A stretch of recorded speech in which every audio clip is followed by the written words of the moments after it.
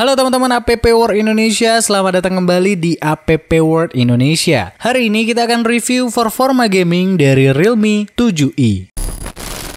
HP ini pakai chipset Snapdragon 662 dengan GPU Adreno 610, dan untuk yang saya review ini punya RAM 8GB dan internal 128GB. Baterainya punya kapasitas 5000 mAh dengan fast charging 18W. Layarnya juga sudah 90Hz dengan resolusi 720x1600 pixel dengan 20:9 aspek rasio dan kepadatan layar 270 ppi. Dan untuk harga, ketika video ini dibuat ada di sekitaran 2,8 sampai 2,9 jutaan. So, kira-kira dengan spesifikasi seperti ini, bagaimana performa gamingnya? Langsung aja kita masuk ke gaming reviewnya. Sebelumnya disclaimer dulu, yang saya bahas di video ini terbatas di performa gaming aja dengan mengesampingkan kelebihan dan kekurangan lain dari HP ini. Terus kalau teman-teman lihat ada kabel charger yang dicolok, itu bukan lagi ngecharge tapi nyambung ke PC supaya bisa monitor FPS-nya. Teman-teman juga bisa ikut monitor FPS-nya yang ada di bagian tengah atasnya. Dan untuk teman-teman yang mau lihat full game testnya bisa cek link video di bagian deskripsi di bawah ini. HP ini juga di game test dengan kecerahan layar full dan menggunakan game space mode akselerasi. Dan selama game test, game ini dimainkan secara non-stop dan tanpa berhenti. Tanpa panjang-panjang lagi, ini dia review performa gaming Realme 7i. Kita awali dengan game Mobile Legends. Di game ini, teman-teman akan dapat settingan maksimal seperti ini. Untuk grafik, dia mentok di high. Mode HD-nya aktif dan sayangnya mode HFR atau High Frame Rate-nya tidak ada, alias masih ke unlock. Jadi tidak bisa 60 fps, alias bisa mentok hanya di 30 fps aja. Dan dengan settingan seperti ini, game bisa berjalan dengan sangat baik dan stabil di 30 fps. Tapi sayang banget dengan Snapdragon 662 belum bisa ke 60 fps. Tapi seharusnya dengan chipset ini harusnya bisa diandalkan untuk menjalankan 60 fps. Tapi sayang banget mungkin belum ada optimalisasi dari HP ini atau dari game ini, jadi kita untuk sekarang harus rela main di 30 fps aja. Dan untuk teman-teman yang biasa main ML di settingan 60 fps akan terasa bahwa gamenya berjalan biasa-biasa aja. Nggak ada semut-semutnya dan bisa tergolong kayak patah-patah gitu kalau teman-teman sudah terbiasa main di 60 fps. Tapi dengan settingan fps-nya di 30 itu stabil banget, nggak ada terasa frame drop, jadi bisa disimpulkan dengan settingan 30 fps itu stabil banget. Cuman settingan HFR-nya aja yang masih ke unlock yang bikin jadi nggak enak sih menurutku. Entah perlu optimalisasi dari gamenya atau memang dari HP-nya. Next game yang selanjutnya yaitu League of Legends. Di game ini teman-teman dapat settingan maksimal seperti ini. Untuk resolusi bisa set ke tinggi, 60 fps-nya bisa diaktifkan, dan kualitas tekstur dan efeknya mentok di sedang aja karena memang belum bisa di set ke tinggi. Dan di game ini menurutku lebih optimal dibanding ML tadi sih, karena sudah bisa settingan 60 fps. Dan settingan 60 fps-nya ini membuat experience lebih baik ketimbang game ML tadi, karena terasa lebih smooth, lancar, dan fps-nya juga stabil banget di 60 fps. Diajak war rame-rame juga tetap masih aman dan oke-oke aja. Terus dengan kualitas resolusi tinggi, membuat rumput dalam game ini juga bisa goyang-goyang ketika dilewati. Ini adalah satu keinginan atau cita-citanya player AoV kalau lagi main AoV. Dan di game ini rumputnya bisa goyang-goyang. Terus detail grafiknya juga oke. Dan yang terpenting sih kalau menurutku dalam main game itu, FPS-nya itu bisa stabil di 60 fps. Next, lanjut lagi di game Free Fire. Di game ini settingan maksimal yang teman-teman bisa dapatkan seperti ini. Untuk grafisnya itu bisa di set ke ultra, FPS-nya bisa ke high dan shadow-nya di on-kan dan resolusinya juga di high.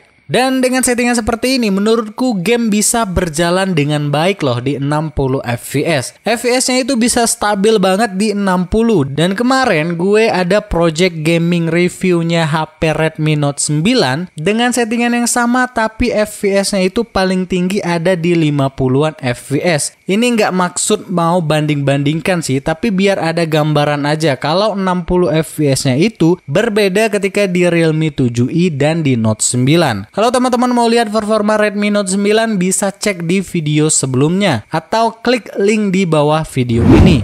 Jadi kesimpulannya untuk di game ini mantap. Detail grafiknya juga bagus, shadownya juga kelihatan, dan yang paling penting sih di dalam game menurutku ya tetap FPS-nya harus stabil. Jadi walaupun grafiknya agak gimana-gimana gitu, yang penting FPS-nya itu stabil, jadi bisa dimainkan dengan nyaman dan smooth. Oh ya, gue ingetin lagi kalau teman-teman mau lihat full game testnya, teman-teman bisa cek video di link yang ada di deskripsi di bawah ini.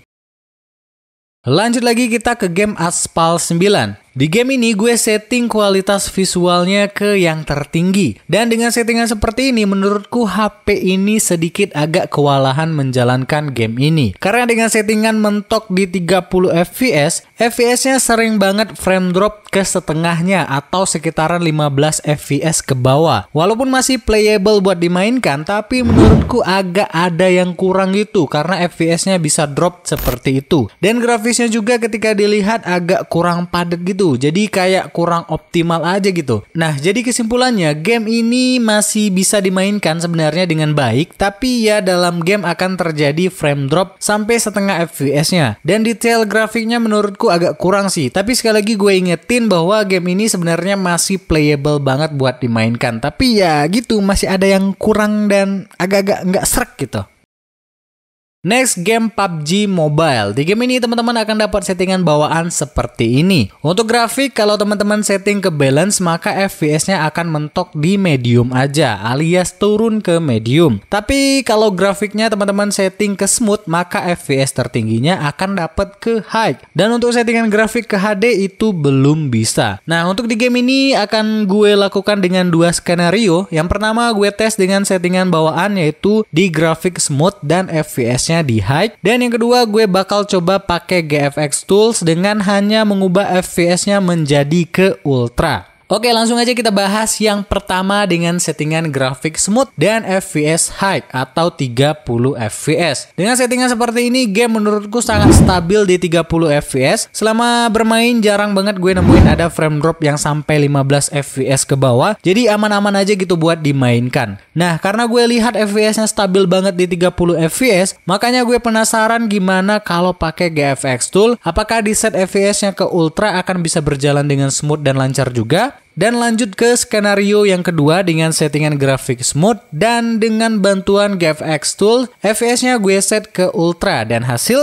ternyata hasilnya stabil juga dong di 40 fps. Dan dalam permainan gak ada gue temuin FPS drop sampai ke 20-an fps ke bawah. Jadi menurutku kalau kalian pengen main di smooth ultra itu masih oke banget sih. Dan menurut penilaianku si Snapdragon 662 ini sebenarnya punya kemampuan gaming yang baik, tapi kayaknya kurang dioptimalkan aja, baik dari HP-nya sendiri atau sebaliknya di gamenya juga.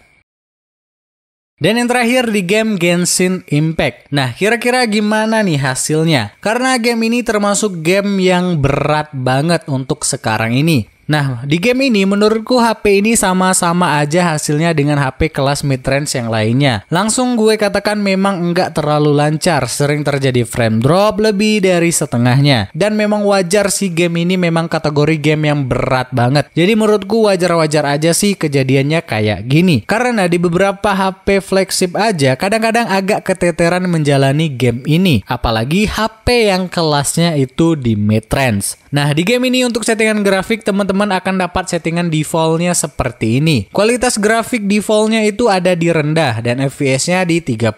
Dengan settingan kayak gini menurutku ya biasa-biasa aja teman-teman. Detail grafiknya agak kurang, terus FPS-nya juga kadang-kadang bisa drop ke 15-an FPS. Tapi sebenarnya masih cukup playable lah dimainkan, masih cukup oke lah. Masih bisa ngikutin gameplaynya dengan baik. Tapi ya gitu, kadang terjadi frame drop yang hampir setengah frame-nya. Sebenarnya dengan frame 30 itu kalau FPS-nya udah sampai ke 15 ke bawah itu sebenarnya udah nggak enak lagi. Tapi ini kadang-kadang aja sih frame dropnya sampai 15-an FPS ke bawah. Tapi kadang-kadang juga bisa 20-an ke atas. Masih cukup oke lah gitu buat dimainkan. Dan menurutku settingan terbaik kalau teman-teman mau coba dan kalau teman-teman juga mau mainkan dengan sedikit agak smooth gitu. Memang grafik akan agak berkurang sedikit, tapi ya lebih penting itu mainnya bisa lancar dan smooth. Kalau grafiknya agak burik sedikit ya nggak apa-apa lah, yang penting FPS-nya itu bisa stabil dan smooth gitu. Nah, jadi teman-teman bisa setting grafiknya ke terendah aja, yang paling rendah, dan FPS-nya ke 60 FPS. Dengan settingan seperti ini menurutku lebih baik sih, karena terasa lebih smooth aja gamenya. Walaupun memang selama dimainkan di 60 FPS, FPS-nya nggak pernah sampai ke 60 dan mentok di sekitaran 40-an dan 30-an FPS aja. Tapi menurutku ini lebih baik dibandingkan main di 30 FPS. Tapi ini menurutku loh ya. Dan teman-teman bisa utak-atik sendirilah settingan grafiknya sampai ketemu settingan paling nyaman buat teman-teman mainin.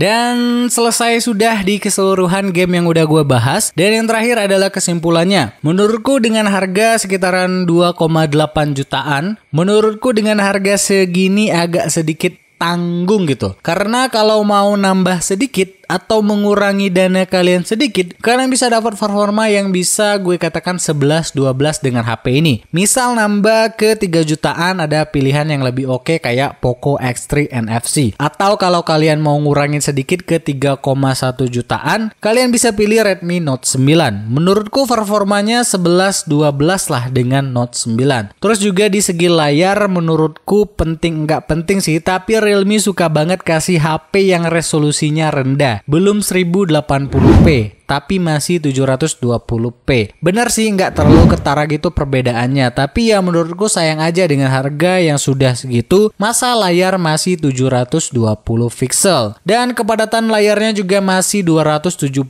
ppi, yang sayang banget gitu. Padahal Note 9 itu udah 300-an ppi loh kepadatannya. Tapi ya pilihannya masih tetap dengan teman-teman semua. Mungkin kalian benar-benar pengen brand HP-nya Realme misalkan, atau chipset harus Snapdragon gitu kan. Jadi kesimpulannya gue serahin ke teman-teman aja. Dan gue nilai ini hanya terbatas di performa gaming aja ya, dan mengesampingkan kelebihan ataupun kekurangan dari si Realme 7i ini. Mungkin ya dari Realme 7i kameranya mungkin lebih oke, atau fiturnya lebih banyak dari Note 9. Tapi gue nggak bahas itu. Gue cuman bahas segi dari performa main gamenya aja, atau ya performa main gamenya aja gitu teman-teman ya. Jadi fokus review gue itu kira-kira jadiin HP ini buat main game, atau ya HP ini dijadiin buat main game kira-kira gimana gitu ya. Dan ini semua pendapat pribadiku. Kalau teman-teman mungkin punya pendapat yang berbeda, silakan tulis pendapat teman-teman di kolom komentar di bawah. Oke teman-teman, itu aja pembahasan gue tentang performa gaming Realme 7i. Mudah-mudahan bisa membantu memberikan gambaran untuk teman-teman yang lagi cari referensi HP gaming dengan budget minim.